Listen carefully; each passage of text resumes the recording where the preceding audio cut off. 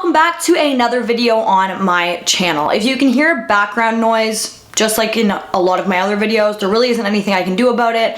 My two nieces are here, as well as my sister, my mom, all of the dogs, a million people. And this is the only time that I have to film, so if you can hear background noise, please bear with me with that. On top of that, I also have a little bit of a cold, so if I'm sounding a little bit funky or I'm sniffly throughout the video, I feel like that's obvious, like obviously that is why. But anyways, with that all being said, let's get right into today's video. This case took place in the Burger Chef restaurant that was located in Speedway, Indiana. Now, honestly, while looking into this case, I wasn't able to find as much information as I would have liked to have, but one of you guys suggested that I talk about this case on my channel, and so after looking into it, this was something that I wanted to talk about, even if there wasn't as much information on the case. In the 1960s, Burger Chef was a food chain in America that was pretty much as big as McDonald's. As far as I could find, like looking into it, they said that it was second in line to being one of the most popular food chains, obviously behind McDonald's. And because of this, when these restaurants were opening all over America, a lot of teenagers would get jobs there. That would be their first job, just like in, most cities or towns. They have like that one fast food restaurant or wherever where all of the kids from all of the high schools all end up working there. And in this specific area, in that time, Burger Chef was one of those restaurants. This all happened on November 17th, 1978, after the Burger Chef restaurant closed at 11, just like it did every single day in Speedway, Indiana. The 4 employees who were working there had just finished closing up the restaurant. This included Jane Frett, who was 20 years old and was the assistant manager, 16-year-old Daniel Davis, 16-year-old Mark Flemons, and Ruth Ellen Shelton, who was 18 years old. Jane, the 20-year-old, was described as being a really sweet girl with a good sense of humor, and she was also like really good at giving direction, which would make sense because she was the assistant manager. Daniel was a talented photographer even at the young age of 16. Mark, also 16, was described as being selfless and was a really, really sweet kid.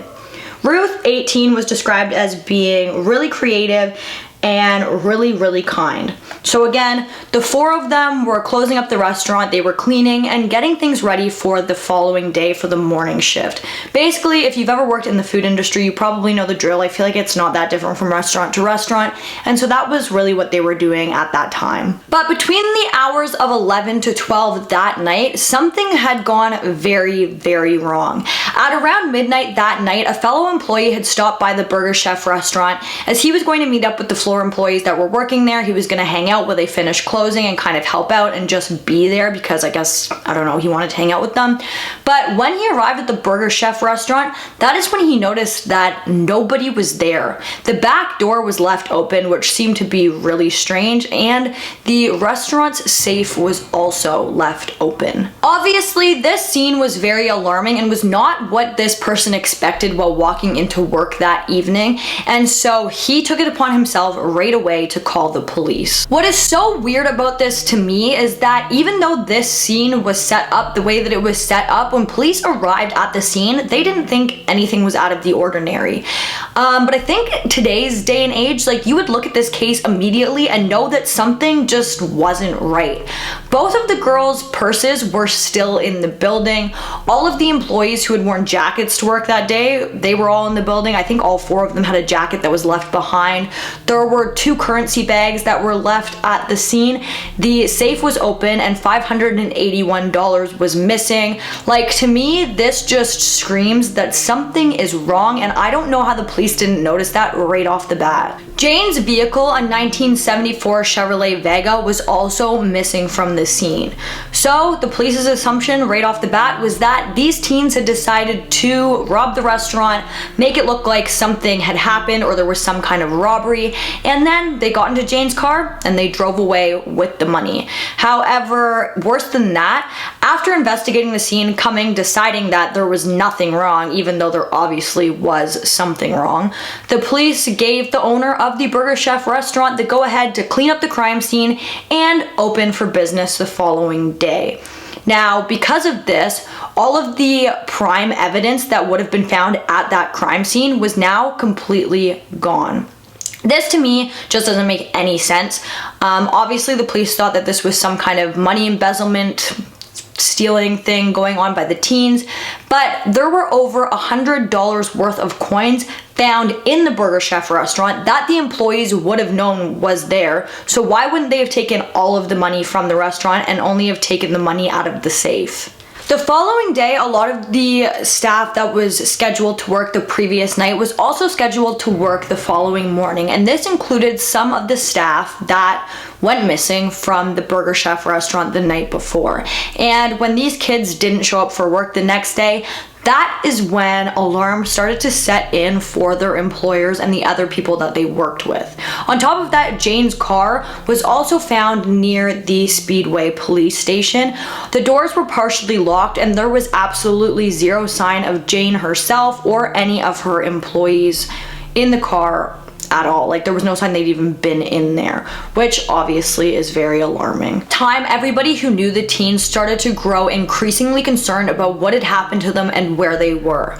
Police had told the papers at this time that this was a particularly strange case, but there had been no ransom letters or anything like that given at this time to suggest that something had happened. But as time progressed, it did seem to become more and more obvious that the teens were somehow abducted during their closing shift. One of the only things that we know for sure about this case is that on the night that these teens went missing on November 17th, one of them had opened the back door to the restaurant to take out the trash. This was something that all of the employees could agree on. They did it every single closing shift, and that would have explained why the back door was open. And it is kind of speculated that this could have possibly been when the attack or the abduction had started.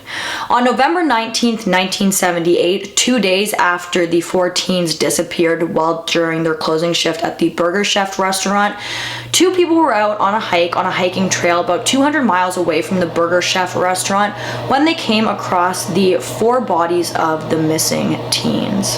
Daniel Davis and Ruth Shelton had both been shot with a .38 caliber firearm, execution style, multiple times, and their bodies had been found first. Jane Fraid was stabbed twice in the chest with such force that the knife had been broken off inside of her chest. Mark Fleming had been brutally beaten to death, but was speculated to be some sort of chain, and had sadly passed away from choking on his own blood.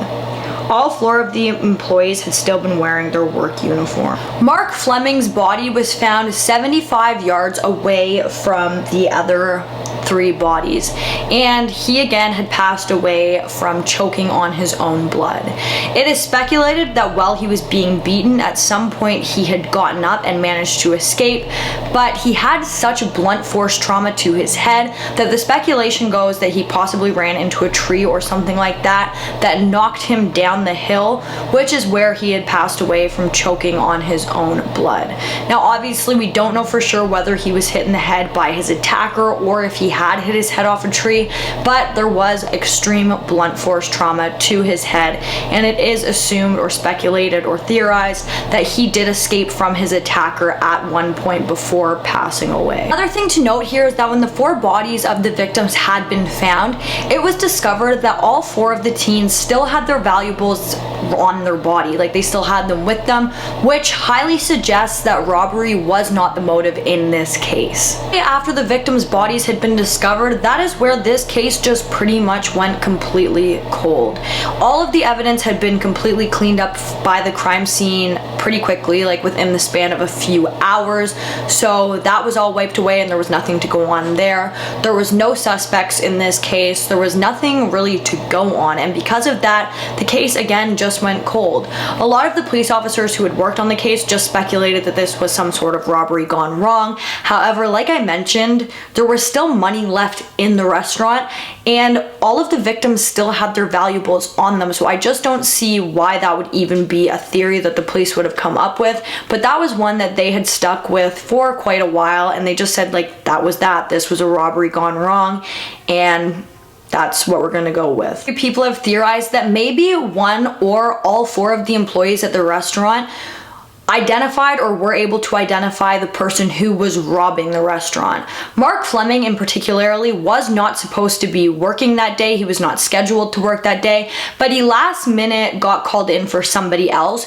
So it was speculated by police that maybe he had recognized whoever was robbing the restaurant, because obviously they didn't plan on him being there, and maybe that is why this all happened, because whoever was robbing the restaurant obviously did not want to be identified, and maybe this person was identified by one or all of the employees. This would suggest that the killer or killers had some kind of connection to the Burger Chef restaurant, whether that make them an ex-employee, a current employee, somebody who was really close to one of the employees. It would be speculated that whoever did this knew a lot about the restaurant, a lot about their scheduling, their routine. They knew exactly at what time they would be taking out the trash, what time the restaurant closed, and that would have given them access to, you know, be able to slip into the restaurant while the kids were closing up and do all of these horrible things. While the investigation was going on, a 16-year-old came forward to police as an eyewitness, saying that they had been hanging out near the Burger Chef the night that this had all happened,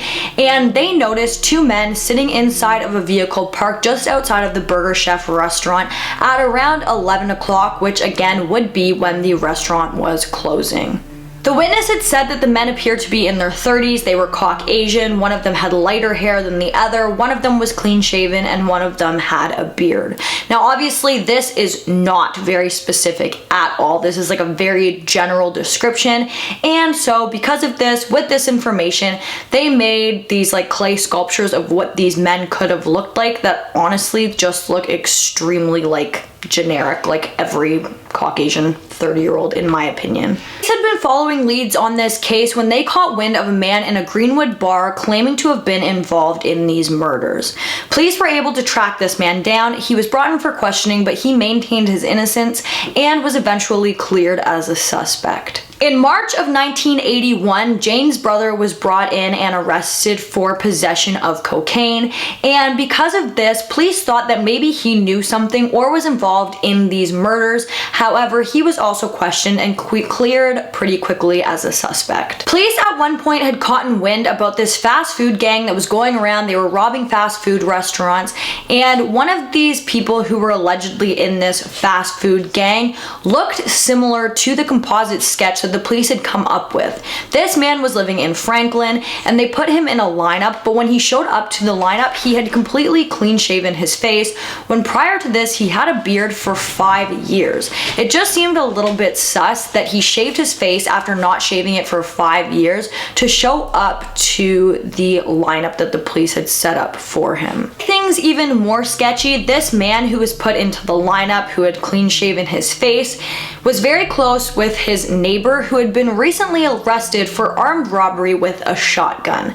There was also another man who this specific man was kind of in contact with, I guess, and he looked strikingly similar to what the 16-year-old had described as looking like the lighter-haired male who was in the vehicle outside of the Burger Chef. And this person was in jail for robbing a fast food restaurant. In 1984, a detective who had been working on the Burger Chef murders had received a tip on a phone call from the Pentool Correctional Facility.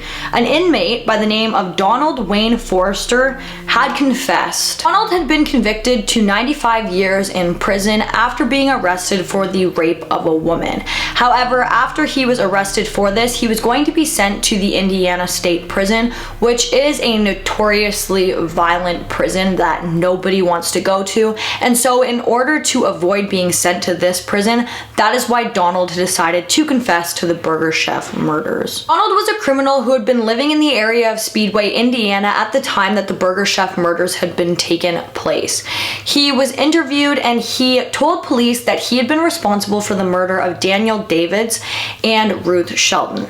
He told police specifics about the case that hadn't been released to the public. For example, the exact spots that the bodies had been discovered and the positions in which the bodies had been discovered in. According to Donald, Jane's brother, the one who had been arrested for cocaine, owed money on drugs that he wasn't able to pay, and so Donald and somebody else had shown up at the Burger Chef restaurant to kind of threaten Jane. However, when they arrived arrived and started to threaten her, one of the teenage boys stepped in to kind of like protect her, and the boys started fighting, and they decided to take this out to the back of the parking lot, where they continued to fight in the parking lot when this boy ended up hitting his head off of the bumper of the killer's car. Said that he had just come to the restaurant to scare Jane, but after getting into that fight with the boy, when he hit his head off the bumper of the vehicle, he passed away. Now, Donald and his, I guess, people that he was with didn't plan on hurting anybody or killing anybody, but after that boy had passed away in the parking lot, they panicked and they didn't know what to do, so they put Jane and the other employees into the back of Jane's car and drove them out to be killed. He said that there had been 3 people involved in the murders, himself as well as 2 other people, and that he was only responsible for killing 2 of the people. He even told police that he had shot them, and then he had thrown the gun into the White River, going as far as to take the police to the bridge that he claimed he'd thrown the gun off of. The river was searched and the gun was never found, but detectives questioned Donald's wife, or his ex-wife I guess, and she had told them that after the Burger Chef murders had taken place, they got into Donald's vehicle and he drove her to where the Burger Chef victims' bodies had been found. When they got there, he said that he needed to go collect his shell casings because he had been shooting his gun there earlier in the day. And he went there and he collected all of his shell casings and he brought them back to the house. So like I said, Donald's ex-wife said that they went, he collected the shell casings, he brought them home, and then he flushed them down the toilet. At this time, Donald and his wife no longer lived in that house. They were divorced, they didn't live together. So there were other people living in that home, and police went to investigate the home, and they found out that this house was on a septic tank. So they got a warrant for the septic tank, and they went in there, and they were able to find the bullets from the .38 caliber rifle that Donald had been shooting off. This seems like this would all be locked and sealed now, right? Like case solved? Wrong. On November 14th, 1986, one of the officers who was working on this case made a huge mistake. They let leak some of the information that they had on Donald Forrester. And because of this, Donald kind of freaked out. He had been warned that he would be in trouble with some of his colleagues that he was working with who were other criminals. And so because of this, he completely retracted his statement and his confession. And because of this, that put a massive hole in the case, and Donald was no longer able to be convicted of the Burger Chef murder. As Donald had retracted his confession, all of the charges in the Burger Chef murders that Donald would be facing were then dropped. Donald Forrester passed away in prison in 2006, taking any other information about this case as well as his confession with him, leaving this case to go pretty much completely cold.